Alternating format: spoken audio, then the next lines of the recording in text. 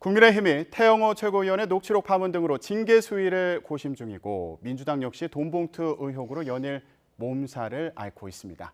관련해서 장해찬 국민의힘 청년 최고위원 또 장현주 민주당 법률위 부위원장과 함께 경랑에 휩싸인 여야 상황 정리해 보겠습니다. 두 분 안녕하십니까?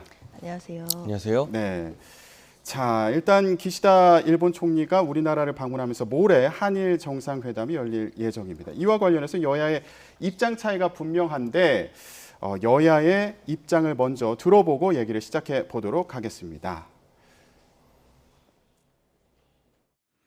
친중, 종북, 반일 외교로 고립을 자초한 대한민국의 외교를 정상화하고 불과 1년 사이 수많은 성과를 올리고 있는 윤석열 정부의 외교를 호갱 외교라 폄훼한 대목에서는 실소를 금할 수가 없습니다.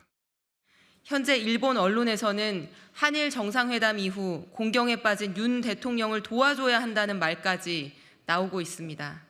이쯤 되면 윤석열 대통령이 우리나라 대통령인지 일본 대통령인지 헷갈릴 정도입니다.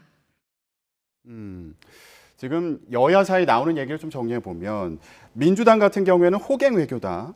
국민의힘은 폄훼하지 마라. 예, 이렇게 맞서고 있는 상황인데 일단 이번 한일 정상회담에서 봐야 될 가장 중요한 포인트가 있다면 뭐라고 보시는지 먼저 얘기해 볼까요? 양국 간의 실질적인 안보나 경제 교류 협력에 대해서 어떤 진전된 논의가 나오는지도 중요할 것 같고요. 그리고 기시다 총리가 지난 일본에서 있었던 한일 정상회담에서 이제 1998년의 선언이라고 이 김대중 오부치 선언을 언급을 하긴 했습니다만 보다 명확하게 김대중 오부치 선언의 정신을 계승한다라는 호응적 발언이 나오게 된다면 국내 정서와 여러 여론에도 상당 부분 긍정적인 영향을 끼치게 되겠죠. 근데 저는 소위 말하는 호갱 외교라고 하는 게 납득이 잘 안 가는 게 그 중국에게 다 퍼주고 중국몽이 어떻고 뭐 대국 앞에 우리 대한민국을 소국이라 평가하면서도 혼밥 8개 드신 게 진정한 호갱이다. 그리고 도보다리에서 김정은 위원장에게 간이고 쓸개고 다 빼줄 것처럼 굴었는데 결과는 북한의 실질적인 핵 보유국화 아닙니까? 하루가 멀다 하고 ICBM과 SLBM 시험을 쏘고 있는 우리 머리 위에 이 세계 최악의 골칫 덩어리를 얹게 된 것이 진짜 국민 안보를 위협한 호갱이다라는 생각이 들어서 북한의 실질적인 위협 앞에서 한미 협력 강고화를 통해 우리의 자구적인 이 안보 대처 능력을 상승시키기 위한 노력을 민주당이나 문재인 정부 관계자들이 호갱이라고 비하할 자격이 있는지 아무리 생각해도 납득이 잘 안 됩니다. 예, 일단 과거사 관련해서 기시다 총리의 진전된 메시지가 있을까 이 부분 말씀하시면서 문재인 정부 당시 이제 대북 외교와 관련해서 또 지적을 해주셨습니다. 어떻게 들으셨어요? 사실 민주당에서 지적하고자 하는 바는 사실 3월에 있었던 그 한일 정상회담이 윤석열 대통령의 뭐 담대한 결단, 그러니까 한일 관계를 정상화하겠다는 담대한 결단에서 이제 이루어진 것이고 우리가 물컵의 반을 채웠으니 일본이 반을 채워줄 것이다. 자, 이런 기대가 있다라고 그때 얘기를 했었습니다. 하지만 사실상 3월에 있었던 한일 정상회담에서 과연 일본이 반의 물컵을 채워줬는지 아니면 우리가 채웠던 물컵에 물마저 그냥 마셔버린 건 아닌지에 대해서 국민적인 우려가 굉장히 많았었거든요. 사실 지금 현 정부는 지난 정부 그러니까 문재인 전 대통령 시절에 북한의 선의를 기대하면서 우리가 북한과의 관계를 개선할 때 북한의 선의에만 너무 기댔기 때문에 결과가 안 좋았던 거 아니냐라는 비판을 많이 하시는데요. 사실 지금도 일본과의 관계에서 어떻게 보면 물컵을 반을 채워놓고 일본이 그냥 마저 반을 채워주길 바라는 그러니까 일본의 선의에만 기대고 있는 거 아닌가라는 답답함이 분명히 듭니다. 특히 이번에 있을 이제 기시다 총리가 방문을 하게 되면 과연 우리가 김대중 오부치 선언에 있었던 그 통절한 반성과 사죄 이 부분을 언급할지가 지금 많은 이제 관심사이긴 한데요. 이 부분도 결국에는 일본의 선의에 맡겨둔 것밖에는 되지 않는 것 같아서 참으로 답답함이 큽니다. 그러나 지금 자민당 같은 경우에는 최대 계파가 아베파거든요. 예. 그럼 기시다 총리는 분명히 아베파를 또 의식할 수밖에 없을 것이고 그렇다면 이번 한일 정상회담에서도 사실상 한 단계 진전된 사죄가 나오긴 어렵지 않을까라는 또 암울한 전망도 있습니다. 네. 일본의 대응이 아직 부족한 거 아니냐. 그리고 이번 한일 정상회담 이후에도 뭐 크게 기대하기 어려운 거 아니냐. 진전된 입장을 이런 부분 좀 지적을 해주셨습니다. 근데 이제 이미 호갱이 되셨던 분들이 새롭게 판을 짜려는 이 윤석열 정부에게 뭐 호갱이다 뭐다 너무 섣불리 말씀을 하는 것 같다라는 인상을 지우기가 힘들고, 외교라는 게 단편적인 이벤트 하나로 끝나는 게 아닙니다. 한일 정상회담 때의 분위기와 한미 정상회담을 거친 지금의 분위기는 또 많이 달라지지 않았습니까? 결과적으로 저는 기시다 총리가 우리 대한민국에 와서 갑자기 막 180도 바뀐 전향적인 메시지를 내놓을 거라고 생각하진 않습니다. 다만 일본에서 이 3개 항목 수출 금지를 풀었고 화이트리스트를 복원하는 등 일본의 어떤 정치권의 정서는 좀 점진적으로 움직이되 한 번 변화한 것에 대해서는 오래 가는 그러한 성향을 보이고 있기 때문에 이번에 김대중 오부치 선언을 명시적으로 언급하고 또 그 다음 이 G7에서의 한미일 정상회담 이후에 추가적인 셔틀 외교 가운데 우리가 만족할 만한 과거사 언급까지도 점진적으로 나아갈 수 있지 않을까 좀 기대를 할 수 있는 부분인 것이고요. 무엇보다 중요한 것은 기시다 총리의 이 답방 형태의 방안이 원래는 5월 7일로 예정돼 있던 것이 아니라 대부분 여름 이후로 전망하지 않았습니까? 그런데 한미 정상회담에서 워싱턴 선언이라는 굵직한 결과물이 나오고 동북아의 핵 안보에 있어서 한국이 주도권을 갖게 되자 일본이 지금 몸이 좀 달아올라서 이 방한 시기를 좀 일찍 당겼다라는 보도가 외신을 통해서 또 국내 언론을 통해서도 많이 나오고 있는데요. 예. 그만큼 우리가 단편적으로 한일 정상회담 한 번, 한미 정상회담 한 번 할 때마다 무슨 수학하듯이 산수하듯이 우리가 이거 준 만큼 뭘 가져왔느냐 중요한 게 아니라 이 장기적인 흐름에서 윤석열 정부가 동북아 외교의 주도권을 지금 잡아오고 있다라는 점, 이 부분을 좀 장기적 관점으로 바라봐야 될 것 같습니다. 예, 한일 관계뿐만 아니라 이제 한미일 삼각공조도 고려를 해야 되니까 일본에서도 좀 더 입장이 진전되지 않겠느냐 이런 좀 해석을 해주셨고요. 네. 예, 관련해서 하실 말씀 있으실까요? 사실 그렇게 됐으면 당연히 좋겠습니다. 그리고 그런 방향으로 가야 되는 것이 우리 국익을 위해서도 마땅한 방안이라고 생각이 드는데요. 그렇기 때문에 이번에 윤석열 대통령이 더 잘해주시기를 당연히 국민의 한 사람으로서 바랍니다. 그러나 지금까지 지금 현 정부가 보여줬던 외교적 방향이라든지 외교적 모습들 같은 경우에는 국민들께서 실망하는 지점들이 굉장히 많았던 부분은 부인할 수 없을 것 같고요. 특히 이번 한일 정상화, 한일 관계 정상화라고 이제 말씀을 하시는데 그 시발점은 결국 강제동원 배상안에 대해서 결국 일본의 기업이 참여하지 않고 우리 기업들이 배상해주는 안으로 확정을 하면서 이 모든 대화가 시작됐다는 점, 이 출발점부터가 좀 잘못된 거 아니냐라는 지적을 할 수밖에 없을 것 같고요. 예. 그렇기 때문에 일본 언론에서는 오히려 윤석열 대통령을 걱정하면서 기시다 총리가 좀 이번에 윤석열 대통령의 어떤 입지를 위해서 뭔가를 해줘야 되는 게 아니냐라는 보도까지도 일본 언론에서 나오고 있습니다. 사실 그런 부분이 야당으로서는 굉장히 참 걱정되고 우려스러운 부분인데 왜 일본 언론에서 우리나라 대통령의 입지를 걱정해 주는 것인지 참 그런 부분이 아이러니한 상황이다라고 하겠습니다. 예, 자 그럼 다른 의제에 대해서도 얘기를 좀 해보도록 하겠습니다. 현안 중에 후쿠시마 오염수 방류 문제도 있는데 대통령실에서도 현안에서 제외할 필요는 없다 이런 입장 밝혔습니다. 자 그렇다면 일단 우리 정부 입장은 어때야 한다고 보시는지 어떻게 생각하세요? 사실 대통령실 입장이 현안에서 제외할 필요는 없다라는 입장인데요. 저는 이 입장은 너무 소극적이고 수동적이지 않은가라는 생각이 듭니다. 국민들께서 본인들의 우리 생명과 안전과 직결된 문제입니다. 후쿠시마 오염수가 방류가 되게 되면 정말 안전한 것인지 그리고 그 물로 인해서 우리의 건강과 생명에는 문제가 없을 것인지에 대해서 국민들 당연히 관심 가지시고 아실 권리가 있습니다. 그렇다면 이 문제는 당연히 현안으로 넣어서 일본에게 요구할 것들을 당연히 요구를 해야 되는데 단순히 국민 관심사이니까 현안에서 제외할 필요가 없다라는 말은 너무 좀 지나치게 수동적이고 방어적인 태도가 아닌가라는 생각이 듭니다. 이런 부분만큼은 일본의 눈치 절대 봐서는 안 되고요. 우리가 인접국으로서 이것은 국민들의 직접 그 관련된 문제이기 때문에 반드시 현안으로 세워서 우리 국민들의 목소리를 전달하고 그리고 이 부분에 대한 실질적인 협의를 어떤 결과들을 도출해내야 된다고 생각이 듭니다. 예, 현안에 올리는 것부터 적극적으로 요구해야 되는 거 아니냐 이런 말씀이셨는데요. 일단은 이 공식 실무 방문 자체가 조금 급작스럽게 잡힌 감이 없지 않아 있기 때문에 한일 양국 간의 의제나 안건에 대해서 지금도 물밑에서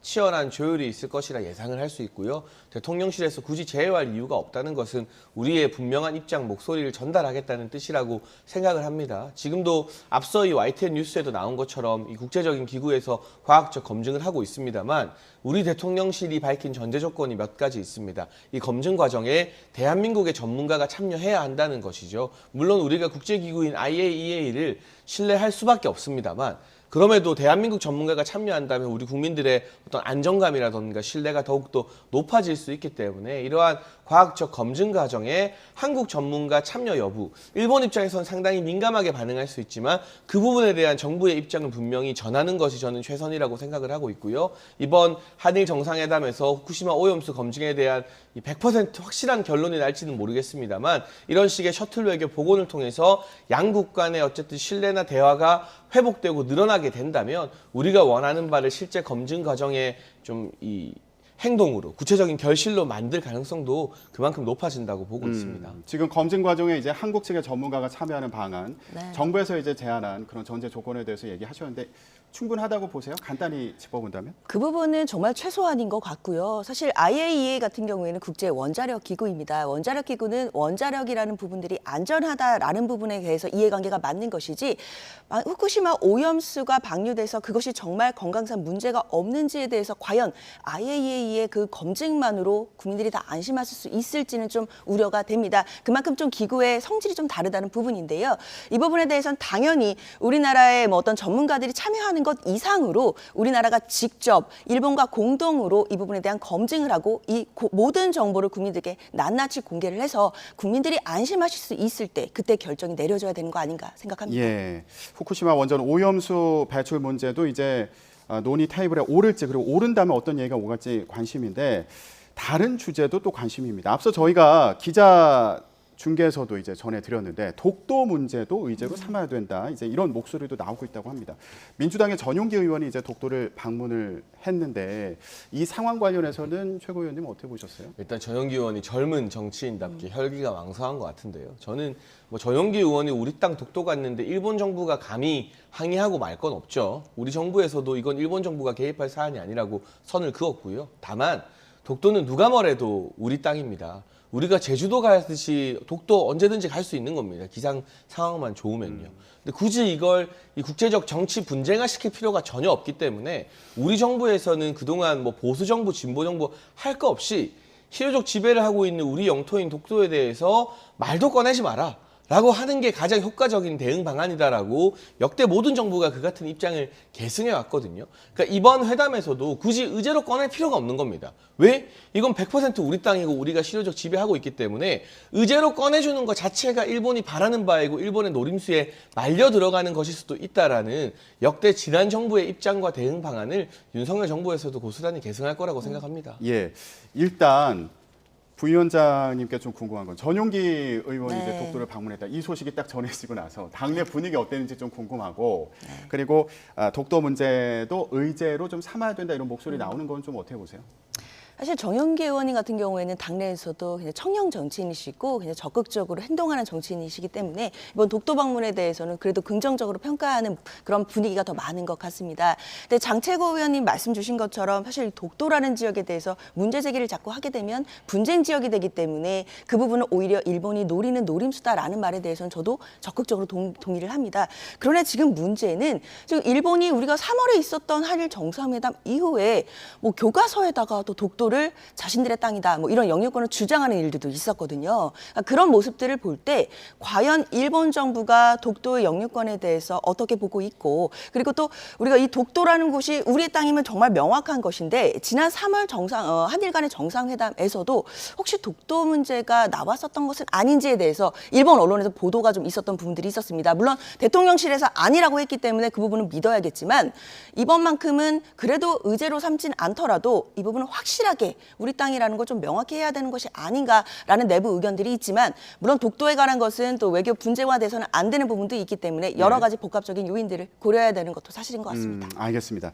자, 7일로 예정된 한일 정상회담과 관련해서 두 분 의견 듣는 시간 좀 가져봤고요. 이번에는 국회 내부 사정에 대해서 좀 얘기를 해보도록 하겠습니다. 먼저 국민의힘 태영호 최고위원 관련해서 논란이 이어지고 있어서 이 얘기 좀 해보겠습니다.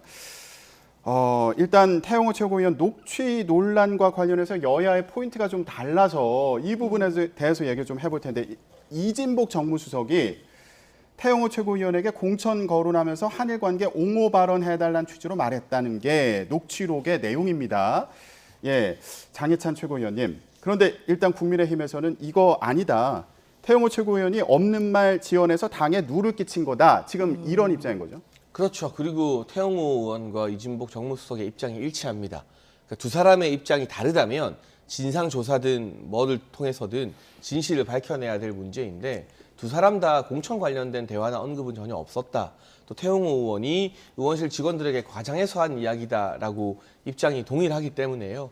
그렇다면 이 진실 위에서 어떤 정치적 책임을 져야 하는 것인가라는 것으로 이제 문제가 넘어간 상황이라고 보여지고요.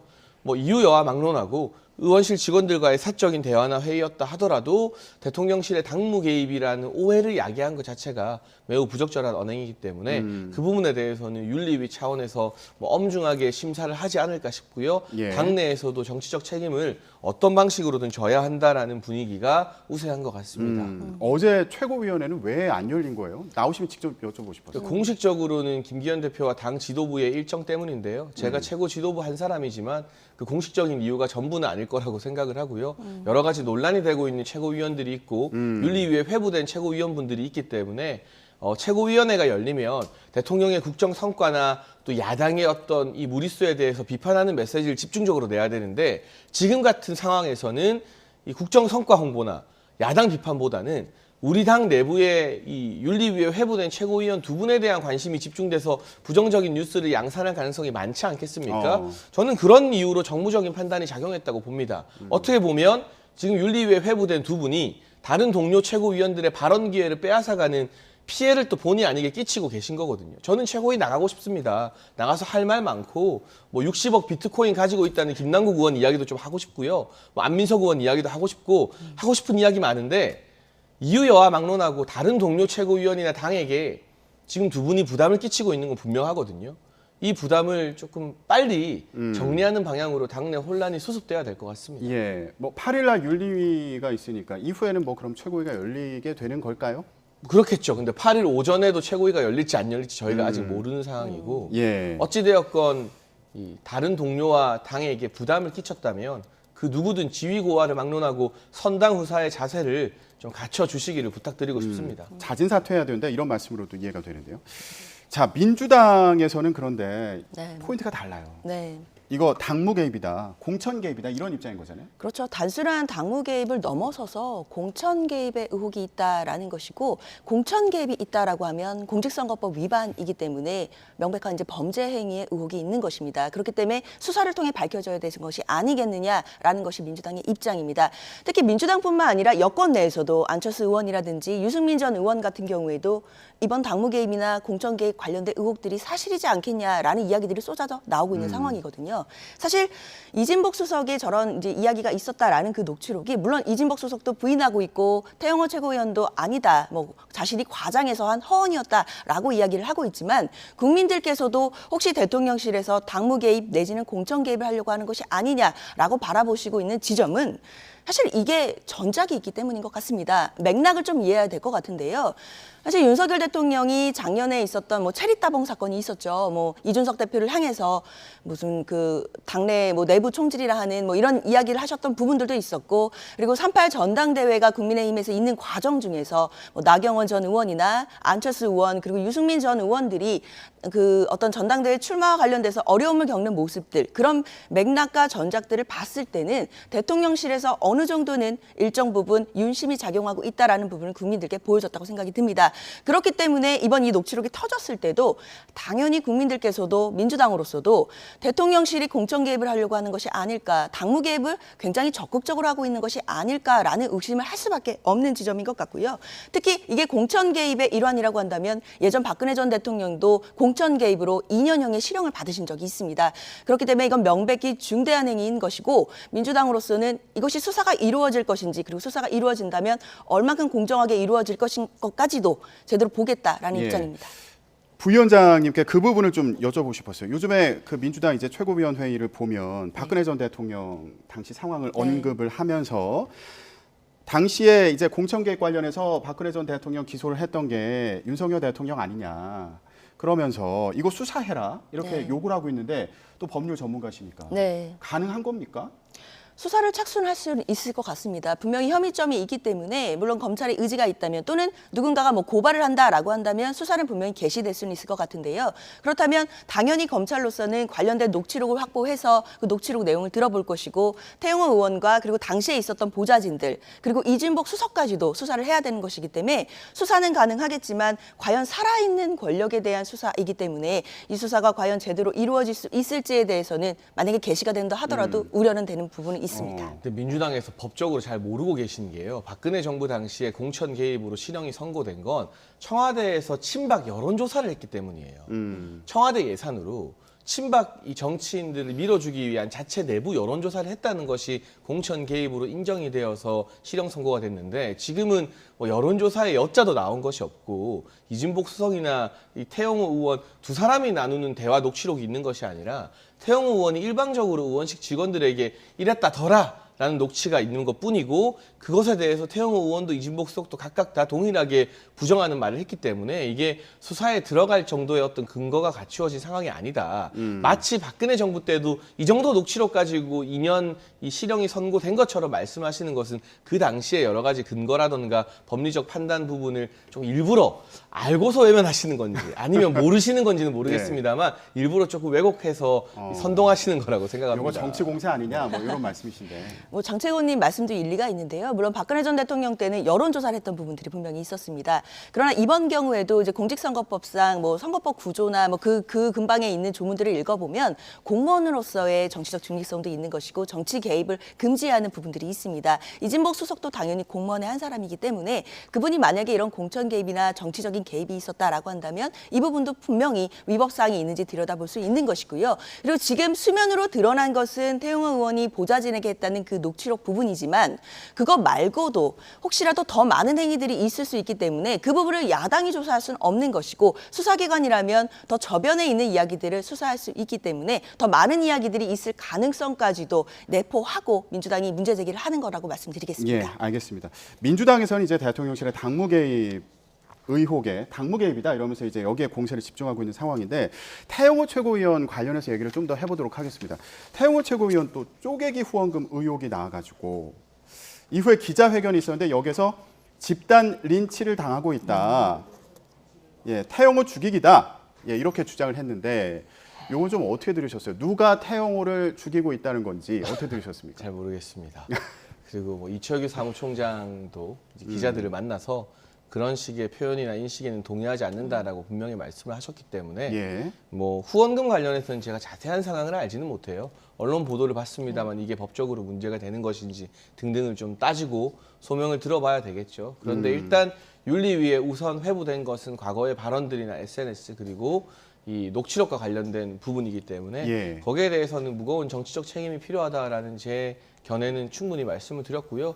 후원금과 관련돼서도 만약 이게 정말 법적인 또는 정치적인 문제가 되는 부분이 있다면 당무감사위에서 빠르게 조사에 착수하겠죠. 저희는 뭐 김연아 전 의원이나 여러 가지 논란이 불거진 분들에 대해서 당무감사위 회부, 윤리위 회부를 피하고 있지 않습니다.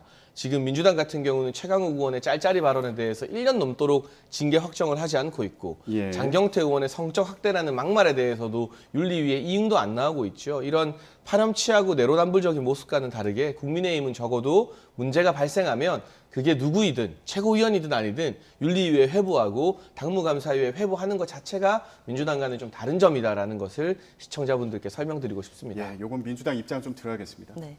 일단 태영호 의원이 뭐 집단 린치를 당했다라고 굉장히 억울함을 토로하시는데 아까 장채구 의원님도 잘 지적해 주셨지만 사실 이 가상의 적을 설정해 놓으시고 거의 쇄도 복싱을 하시는 게 아닌가라는 생각이 들어요. 도대체 적이 누구인지를 모르겠고 누가 가상의 어떤 적이 집단 린치를 하고 있다는 건지 잘 모르겠는데 다 본인의 발언 때문이었습니다. 그 녹취록에 있는 것도 본인의 발언으로 인한 지금 모든 논란의 핵심이 되신 것 같고요. 그렇기 때문에 억울함을 토로하실 일은 좀 아닌 것 같다라는 생각이 듭니다. 그러나 좀 개인적인 의견으로는 이렇게 억울함을 토로하는 저변에는 이진복 수석과 이야기를 나눴다는 그 녹취록 자체가 본인만 뭔가 책임을 물려지는 것 그리고 당에서도 뭔가 태영호 의원에 대해서만 잘못했다라고 이야기하는 부분에 대해서 다소 억울함을 좀 표명하고 있는 것 같기 때문에 그런 부분에서는 또 야당 입장에서 어느 정도 이 녹취록 내용이 또 신빙성이 있는 거 아닌가라는 또 의견도 피력을 해보겠습니다. 그리고 이제 말씀 주신 것처럼 민주당이 뭐 윤리위원회나 이런 데서 징계가 좀 늦어지고 있는 부분을 지적 주셨는데요. 당연히 뼈아프지만 받아들여야 되는 지적이라고 생각이 듭니다. 특히 이제 최강욱 의원에 대해서는 작년 6월에 이제 1심이라고 할 수 있는 윤리심판원에서 징계가 나왔었습니다. 당원권 정지 6개월이라는 중징계가 나왔는데 바로 최강욱 의원이 재심을 청구하셔서 지금 이제 2심이라고 할 수 있는 또 다른 이제 윤리심판원에서 다시 재심 중이라고 보시면 되겠습니다. 그러나 이제 올해 1월 초에 윤리심판원의 원장과 모든 이 위원들의 이제 구성이 다 변경이 되면서 마치 이제 재판부가 인사이동하면 재판이 밀리듯이 윤리심판원 일정이 조금 미뤄지고 있는 것은 맞는데요. 그렇다 하더라도 너무 늦은 거 맞습니다. 어느 정도 빨리 서둘러서 이 부분을 매듭을 지어야 불필요한 오해가 없겠다라는 말씀드리겠습니다. 예. 태영호 최고위원 입장에서는 좀 억울한 게 있을 수 있지 않겠냐. 그런 측면에서 이제 민주당은 보고 있다라고 말씀하셨는데 일단 윤리위 징계가 만약에 당원권 정지 이상이 나오면 이거 총선 공천에도 영향을 줄 수 있는 그런 상황이잖아요. 그러다 보니까 태영호 최고위원 같은 경우에는 요거 징계 수위에 따라서 뭐 가처분 신청하는 거 아니냐. 왜냐하면 기자회견할 때도 굴복하지 않겠다 이런 취지의 또 발언을 해서 이게 그런 뜻을 내포하고 있는 거 아니냐 이런 해석도 나오고 있거든요. 이런 상황 좀 어떻게 보세요? 뭐 저희가 징계 수위를 지금 짐작할 수는 없는 부분이고요. 다만 가처분 신청 같은 경우는 이제 지난해 이준석 전 대표의 가처분 신청으로 당이 참 떠들썩했던 기억이 있고 예. 그때도 제가 선당 우사를 강조했습니다. 그 대상이 이준석 전 대표이건 또는 우리 국민의힘의 또 다른 정치인 누구이건 간에 저는 당의 결정 앞에서 가처분 신청하는 거 옳지 않은 태도다. 라는 생각을 분명하게 가지고 있고요. 예. 뭐 많은 분들이 양도구육 때문에 이 전 대표가 1년의 추가 징계를 받았다라고 차고해서 방송에서 말씀을 많이 하세요. 근데 윤리위에서 1년 추가 징계가 나온 것은 가처분 신청 때문이에요. 당의 공식적인 판단을 받아들이지 않고 법적 분쟁으로 몰고 간 부분 때문에 추가 징계가 나온 것이거든요. 그러니까 뭐 저는 그럴 리가 없다고 믿고 있습니다만 만약 그 누구든 가처분 신청을 통해서 당의 공식적인 결정에 대해서 대항한다면 당을 더 혼란으로 몰아넣는다면 이 전 대표에게 추가 징계가 나왔던 것만큼의 추가 징계가 나올 거라고 생각을 하고 있고요. 예. 이번 남부지법의 지난 가처분 판단에 있어서 첫 번째 가처분에서 이해할 수 없는 판결이 나오긴 했습니다만 대체로는 절차적 정당성에 큰 흠결이 없다면 당의 결정에 대해서는 법이 개입하지 않는다라는 게 대원칙인 것 같습니다. 그래서 가처분 신청을 하는 것 자체가 실효적 이익이 없을 거라고 보고 있고요. 예. 지금 민주당도 이재명 대표 직무정지 가처분 신청 심판이 들어가 있는 상황인데 법원이 이 정치적인 부분에 지나치게 개입한다면 여야 양당 모두 차라리 남부지법의 부장판사를 당대표로 모시는 게 낫겠죠. 알겠습니다. 저희가 태영호 최고위원 얘기를 하고 있는데 이거 관련해서 또 이재명 대표 얘기를 안 할 수가 없습니다. 요즘에 돈봉투 의혹 사건과 관련해서 이제 기자들이 이재명 대표에게 여러 차례 질문을 하는데 네. 며칠 전에 이재명 대표에게 관련 질문을 했더니 이재명 대표가 이렇게 얘기했습니다. 태영호 최고위원은요. 네. 예. 그리고 또 얼마 전에는 김연아 전 의원은요. 또 이렇게 네. 얘기를 해서 이거 돈봉투 의혹 사건 관련한 질문에 좀 국민의힘 다른 의혹으로 좀 시선을 돌리려는 거 아니냐. 예. 네. 이건 어떤 전략입니까? 사실 뭐 이재명 대표가 관련된 뭐 민주당에 관련된 질문을 받으셨을 때 뭐 김연아 전 의원은요, 뭐 박순자 의원은요, 뭐 태영호 의원은요 이런 식으로 눈을 돌리는 거 아니냐라는 또 언론상의 비판도 있고 국민들 보시기에 왜 동문서답을 하지라는 생각이 들 수도 있을 것 같습니다. 예. 그래서 이런 화법 자체를 놓고 또 비난하는 여론이 있는 것도 분명한 것 같은데요. 사실 이재명 대표가 이렇게 이야기를 하면 분명히 또 비난을 받을 것이다라는 거를 몰랐을 리는 없다고 생각이 듭니다. 이재명 대표로서는 저는 나름의 고도의 정치적인 계산하에 이런 발언을 하고 있다라고 생각을 하는데요. 왜냐하면 사실 민주당의 뭐 이른바 돈봉투 의혹과 관련해서는 그 관련된 녹취록이 얼마 전까지만 해도 거의 살라미처럼 매일매일 다른 버전의 녹취록이 막 풀려서 보도가 됐던 적이 있습니다. 예. 그만큼 국민들께서 그 녹취록도 많이 들으셨고 보도량도 상대적으로 굉장히 많았습니다. 근데 그에 비해서 김연아 전 의원이라든지 뭐 박순자 의원이라든지 뭐 태영호 의원은 조금 보도는 더 많이 되고 있지만 앞서 김연아 전 의원 같은 경우에는 보도가 민주당에 비해서는 거의 많이 되지 있고 있는 상황은 아니었습니다. 그렇기 때문에 국민들로서는 상대적으로 민주당의 이런 의혹보다 국민의힘의 그 여러 가지 그런 돈과 관련된 의혹들을 잘 모르시는 분들도 많으셨거든요. 그래서 이재명 대표가 당대표의 육성으로 이야기를 하게 되면 어쨌든 기사 제목으로 이런 얘기들이 나갑니다. 그러면 김연아 전 의원이요 이렇게 이야기를 하게 되면 국민 입장에서는 김연아 전 의원이 뭐가 있나 보다라고 해서 환기를 시킬 그런 효과도 분명히 있다고 보입니다. 그래서 예. 저는 당대표로서 본인이 비난받을 지점도 있지만 분명히 이 부분을 지적을 해서 전략적으로 좀 대응하고 답변을 하고 있는 거 아닌가라는 생각이 듭니다. 고도의 정치적인 계산이 깔린 그런 답변이다. 예, 간단히 좀 답변해 주신다면. 없어 보이죠. 그릇이 작아 보이고. 민주당 내부에서도 이건 당대표가 하기에 적절한 언행 아니다라고 비판 나오고 있지 않습니까? 째째하죠. 자기 몸에 묻은 겨에 대해서 언론과 국민이 지적하면 여기에 대해서 우리가 어떻게 반성하고 어떻게 대처할지 이야기하면 되는 겁니다. 김연아 전 의원 당무감사에서 조사 들어갔고요. 박순자 전 의원 이미 강제 탈당된 지 오래이고 태영호 의원 윤리위 회부하지 않았습니까? 그런데 돈봉투 윤관석, 이성만 외에도 받았다는 의원들이 10명 이상이라고 하는데 나오면 다 줄줄이 탈당시키거나 조사할 수 있나요? 진상조사라는 정당 고유의 권한마저도 민주당은 지금 팽개치고 그렇게 욕하던 검찰 조사를 지켜보겠다라고 하고 있는 입장 아닙니까? 어떨 때는 검찰의 이 야당 탄압이고 어떨 때는 검찰 조사를 지켜보고 그걸 믿고 판단하겠다라는 거 앞뒤가 맞지 않는 것이고요. 저는 뭐 여당이든 야당이든 정치가 좀 멋있었으면 좋겠는데 우리 편 잘못 지적받으면 저쪽은요 하는 거는 정말 멋없는 정치라서 제가 또래 20대, 30대들에게 정치에 대해서 관심 가져달라고 말하기가 참 부끄럽고 면이 안 섭니다. 예. 자, 지금 말씀하셨던 것 중에 좀 짚어볼 부분이 있어서 네. 그 돈봉투 의혹 관련해서 윤관석, 이성만 의원이 이제 탈당을 네. 하지 않았습니까? 네. 근데 지금 지적하신 것처럼 이런 얘기가 실제로 있어서 그러면 추가로 만약에 연루 의혹이 있는 의원들이 뭐 나온다면 그때마다 탈당할 거냐? 네. 이거 어떻게 대응할 거냐? 예, 어떻습니까? 사실 그 이정근 전 부총장의 녹취록에 뭐 돈 봉투를 받은 국회의원들이 현역 의원이 한 10명 정도, 뭐 많게는 20명까지도 있을 수 있다라는 뭐 이야기들이 있습니다. 그러나 아직 그 사람들이 누구인지는 검찰에서 특정을 해주거나 하진 않았기 때문에 당내에서는 자체적으로 돈은 뭐 여러 버전의 리스트 정도만 있을 뿐입니다. 그렇기 때문에 지금 당장 그분들을 뭔가 윤리심판원에 소환하거나 뭔가 뭐 자체 조사를 하거나 하기에는 지금 아직까지는 의혹이 구체적으로 되고 있다라고 보기는 좀 어려울 것 같습니다. 예. 다만 저는 개인적으로 윤관석 의원이나 이성만 의원의 지금 탈당 같은 경우에는 선당후사의 어떤 결심이 있었다라는 부분은 또 높이 평가할 수 있겠지만 시기가 너무 늦었다고 생각이 듭니다. 이 녹취록 자체가 보도가 되고 이런 부분에 대한 이야기가 나왔을 때 선제적으로 좀 탈당이나 또는 이제 출당을 시킨 후에 본인들이 해명하고 다시 돌아오는 그런 과정을 겪도록 했으면 조금 더 논란을 빨리 해소시켰을 수 있었다는 생각이 들고요. 특히 앞으로 만약에 돈봉투를 받았다라고 지명이 되는 어떤 국회의원들에 대해서 뭐 또 다른 녹취가 나오거나 혐의점들을 확실히 좀 볼 수 있는 그런 증거들이 나오는 의원들이 있다라고 한다면 저는 마찬가지로 탈당 내지는 출당의 조치를 당연히 취해야 된다고 생각을 합니다. 예, 알겠습니다. 자, 국민의힘에서는 의원들 탈당 관련해서 이재명 대표에게도 동일한 잣대를 대야 된다 이렇게 주장을 하고 있는 그런 상황인데 관련해서 좀 여쭤보겠습니다. 최고위원님 나오시면은 요거 좀 여쭤보고 싶었어요. 안민석 의원님이 인터뷰에서 돈봉투 사건의 본질은 민주당의 도덕적 해이다. 그러면서 이거 음주운전 전과자나 사기 전과자 뭐 같은 경우에는 선거에 출마해서는 안 된다 이렇게 얘기를 했더니 장해찬 최고위원님이 이거 이재명 대표 지칭한 거다 이렇게 또 말씀을 하셔가지고 뉴스에 많이 나왔습니다. 네. 예. 근데 안민석 의원님 취지는 또 그게 아닐 수도 있는 거 아니에요? 근데 제가 사실 5선 중진의 안민석 의원님을 이번에 새롭게 다시 보게 되었습니다. 이렇게 예. 용감하게 콕 집어서 이재명 대표를 저격할 줄은 몰랐는데요. 아니 누구한테 물어봐도 음주운전, 사기, 불륜, 민주당에서 공천 주면 안 된다. 당 근처에 얼씬도 거리지 못하게 해야 된다. 이건 이재명 대표를 지적한 거라고 해석을 할 수밖에 없죠.